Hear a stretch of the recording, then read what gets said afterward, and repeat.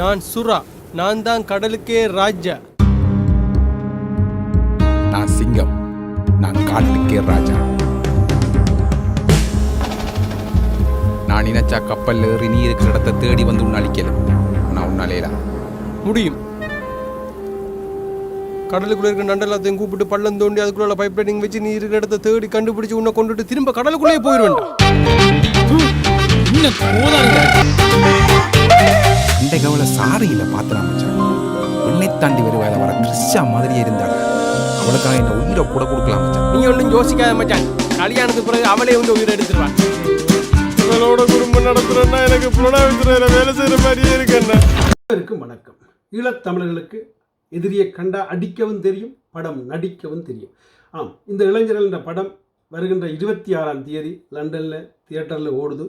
அதாவது லண்டனில் உள்ள தமிழர்கள், பல லட்சம் தமிழர்கள் லண்டனில் இருக்கிறார்கள்.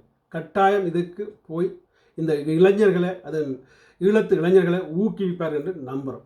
ஒரு சின்ன ஒரு விடயத்தையும் சொல்கிறேன். ஜெர்மன்ன்றது உங்களை எல்லாருக்கும் தெரியும். அங்கே உள்ள தமிழர்கள் சரியான குறைவு இங்கே உள்ள தமிழர்களை விட. ஆனால் ஜெர்மனில் இவர்கள் இந்த படம் ஓடி ஹவுஸ்ஃபுல், அதாவது நீங்கள் கூடுதலாக பார்த்துருப்பீங்களோ இல்லையோ தெரியாது, பூப்பெட்டா என்ற இடத்துல அந்த படம் ஓடினது. அதாவது ஜெர்மன் அந்த படம், அந்த தியேட்டரே ஃபுல்லாக அரங்கம் இருந்தது. ஸோ அது இப்போ திருப்பியும் ஒரு முறை அந்த படம் அங்கே ஓடுது. ஸோ லண்டன் தமிழர்களே, நாங்களும் இதுக்கு ஒரு நாளும் செலுத்தவர்கள் அல்ல. இந்த இளைஞர்களுக்கு உதவி செய்வோம். அதாவது வருகின்ற 26ஆம் தேதி அனைவரும் திரண்டு போவோம். அதாவது பல அடக்குமுறைக்கும் பல கஷ்டத்துக்கு மத்தியில் இவர்கள் இப்படி ஒரு நடிப்புகளை வெளிக்கொண்டு வரையில் அவர்களுக்கு வேறு ஒருவரும் ஊக்குவிக்க மாட்டார்கள். ஈழத்தமிழர்களாகிய நாங்கள்லாம் ஊக்குவிக்குவோம்.